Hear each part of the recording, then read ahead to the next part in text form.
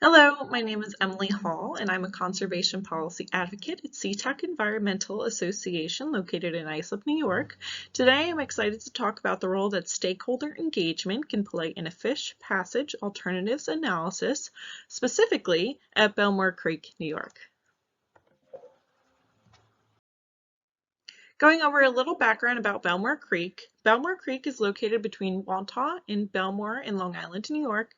There are two primary barriers on the stream at Mill Pond and Twin Lakes. You can see in the yellow square there, that's the head of tide barrier at Mill Pond. A remnant run river herring was discovered below the dam at Mill Pond in 2015 through a volunteer survey program. Some other environmental characteristics about Mill Pond is that it can also be inundated during certain months with water chestnut, an invasive aquatic plant, and it also serves as habitat to migratory winter waterfowl. I believe another important aspect of these projects is the history behind them. This area was originally likely inhabited by the Merrick and Massapequa Indians, using the streams and estuaries for their plentiful food supply, such as could have been river herring or American eels. Then, as European settlers moved into Long Island, Belmore Creek was used for a series of flour mills and sawmills that altered the nature of the stream. Later on, it was owned by Brooklyn Water Works to harness water for New York City. Today, Belmore Creek is a series of recreational parks within Nassau County and the town of Hempstead ownership. Nassau County is also the owner of the Mill Pond Dam. We at SeaTech Environmental Association were awarded the New York State DEC Division of Marine Resources Grant for Tributary Restoration and Resiliency. We were tasked with creating an alternatives analysis of 3 fish passage options: technical, nature-like, and dam removal. Once we had a selected alternative, we would then try to get as far along in the design process of that alternative as possible. And then also as an end product, have an engineering and construction cost estimate of that final alternative. This project officially started back in the fall of 2019 as we gathered together an advisory committee to advise us on the project. We then moved to securing a consultant, then having the initial site assessment and analysis of Belmore Creek. Then we moved to the alternatives analysis with our consultant in the spring of 2021, which then led to engaging the public and the advisory committee on the 3 different alternatives. We then submitted the feedback to the dam owner, and they selected a final option, the dam owner being Nassau County. And we finally moved towards the end of the grant and had a draft design. To gain multiple perspectives and expertise on this project, we put together a Belmore Creek Advisory Committee made up of environmental groups like the South Shore Audubon, the Nature Conservancy, South Shore Estuary Reserve, county and town government officials from Nassau County, Town of Hempstead, Nassau County and Soil Water District, the local Belmore Civic Association, regional diatomous fish experts, either currently employed or retired from New York DEC, and river herring and eel survey volunteers who have for many years been monitoring this site and actually discovered the remnant run at this location. With the advisory committee, we hosted a series of in-person or remote meetings to go over the goals of the project, tour the site, and gain guidance and input from the group. Then we put out an RFP, and we're seeking a consultant to help us in the assessment and design of this project. It became a little tricky as we were entering the time of COVID, so we coordinated a virtual site tour with the potential consultants where I shot 5 different videos around Mill Pond showcasing different aspects and characteristics of the site. We believe that this provided a really good overview of the site and received some really detailed proposals. We ultimately decided to move forward with Princeton Hydro, a fantastic firm with vast amounts of expertise in fish passages, dam removal, and overall stream restoration. They began an initial assessment and analysis of the site in November 2019, collecting information on the dam, spillway, nature of the sediment, water pipes from Brooklyn Water Works, the bridges that are part of the trail system of the park, and the upper reaches of Belmore Creek. So actually, due to this initial site assessment, Princeton Hydro recommended not to move forward with full dam removal as an alternative because if you remove the dam, then it would cause extensive erosion that would be damaging to the site. Princeton Hydro met with a more technical subgroup of our advisory committee to discuss the issues with dam removal, and we ultimately decided to include dam lowering, where only a portion of the spillway would be removed, to allow river herring to move upstream at high tides as an alternative instead of the full dam removal. Then Princeton Hydro moved forward with the fish passage alternatives analysis, where we assessed the pros and cons and the cost of the technical fishway, nature-like fishway, and dam lowering options. And they presented this to CTUC and the advisory committee. Some pros of the technical fishway include that it provides access to river herring to move upstream and maintains the extent of the pond. Maintaining the extent of the pond can also be considered a pros and cons, I think, when you look at different characteristics of the project, but for this sake, we'll include it as a pro. Some cons include that you would maintain the existence of water chestnut and you are maintaining the flood risk. The estimated cost range for a technical fishway would be from $150,000 to $250,000. Some pros of the nature-like fishway is that it would provide access upstream to river herring and other species like eels, river otters, other fish, invertebrates, etc., and it would maintain the extent of the pond. Some cons are that it maintains the existence of water chestnut, maintains the flood risk at the site, and the estimated cost would range from $400,000 to $750,000. This would probably be our costliest option of the three. Some pros of the dam lowering option is that it would provide upstream access to river herring and other species. It reduces water chestnut problem and may also reduce nuisance flooding in the area. Cons are that it could allow encroachment of Phragmites and remove the extent of the pond. The estimated cost for this option is $175,000 to $700,000, and this range is quite large because it would be unknown how much sediment would have to be controlled and how it would have to be handled at this time without more extensive analysis. In addition to presenting information on Belmore Creek and the alternatives to the advisory committee, we also presented information to the public through social media posts and videos about Belmore Creek, an article about the historical, ecological, and social characteristics of the stream.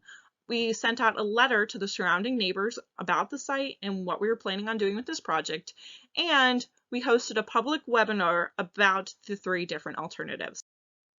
We then asked for the advisory committee and the general public to fill out a Google Forms to provide their review and feedback on the 3 alternatives. We got 10 responses back, and now I will display some of the results. One of the questions we asked in the feedback form was for respondents to please rank the 3 different fish passage alternatives from least favorable, favorable, and most favorable. Dam lowering was identified as the most favorable option, but also tied with the technical fish passage as the least favorable option. Nature-like had the highest number of favorable votes.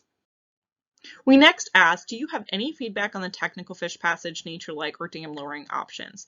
Some folks were in favor of dam lowering. Responses included technical fishways, while they can move targeted fish over structures, do not move them as efficiently as nature-like or dam removal / lowering.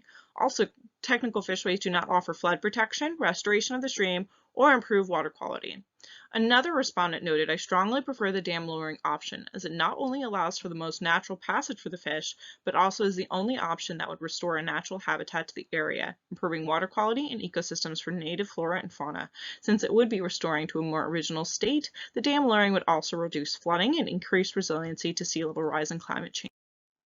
However, other respondents were very opposed to dam lowering. This respondent strongly objected to dam lowering because it would reduce waterfowl populations. They emphasized that Mill Pond supports greater diversity and numbers of waterfowl in comparison with other local ponds. Another objection was that changing the pond to a tidal wetland would change the character of the park for local residents, who may not enjoy a vista of mudflats. Phragmites invasion was also a concern. Another respondent noted that they strongly objected to dam lowering. It changes the entire use and history of the preserve. We also asked respondents to rank what project parameters should be first, second, or third priority. We allowed them to label multiple parameters as their first, second, or third priority. Increased access to freshwater habitat was the first priority amongst most participants, followed by improving ecological condition. Then, improving site resiliency and relative cost had the same number of votes for respondents' first priority. The highest second priority was to maintain and enhance the recreational values of the site. Then, improve ecological condition tied with the relative cost for respondents' second priority. The highest third priority was to improve the site resiliency and then to maintain the full extent of the impoundment. Another question we asked was, do you have any feedback on any of the project parameters? Are there other concerns we have missed or need to look at in our analysis? Some respondents reflected on invasive species management and the long-term durability or maintenance of the various structures. This respondent noted we may want to outline an invasive plant treatment and native plant planting plan for this project. If we really feel that Phragmites will be a problem with this site, then we should commit to tackling it before it becomes a problem.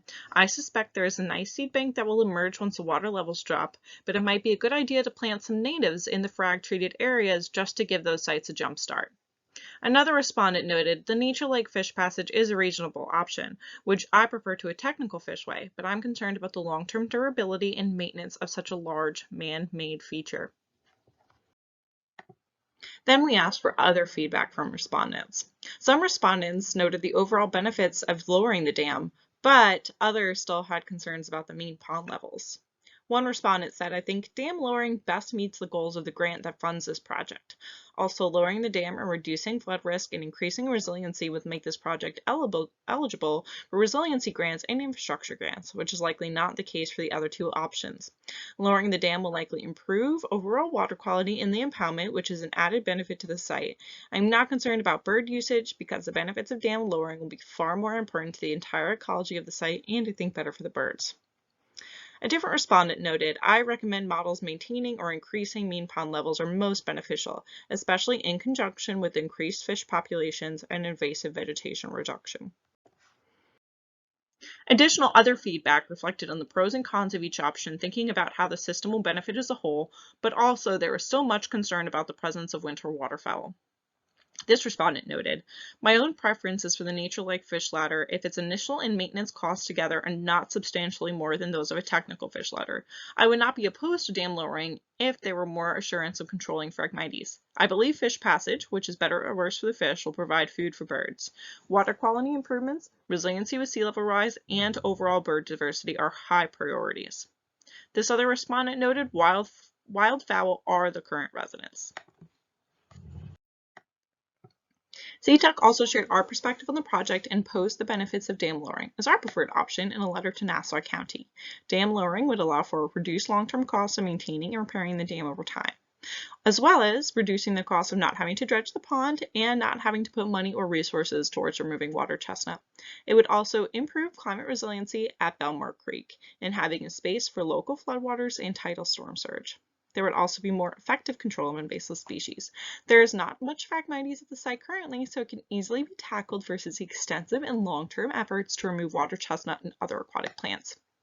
Dam lowering would also improve ecological health to Belmore Creek as a whole. Dams block the flow of necessary nutrients and sediments and interfere with the seasonal movements of a myriad of wildlife species, including brook trout and river otters. We also showcased Westbrook, a local dam failure, as an example of what the site could become. At Westbrook, a native plant community has emerged beautifully, with a botanically rich habitat that didn't take very little time to emerge. Also, we found out through eBird that species diversity of birds actually increased dramatically after the dam failure.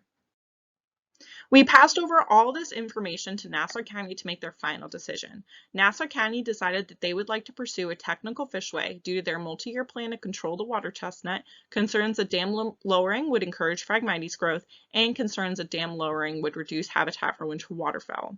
Ultimately, they decided they'd like to move forward with an Alaskan steep path style structure similar to what has been installed at Massapequa Lake here. Moving forward, we would like to pursue funding for permitting and construction of a technical fishway. We will continue to engage the Belmore Creek Advisory Committee and the public, and we will monitor Belmore Creek through the River Herring and Eel Survey.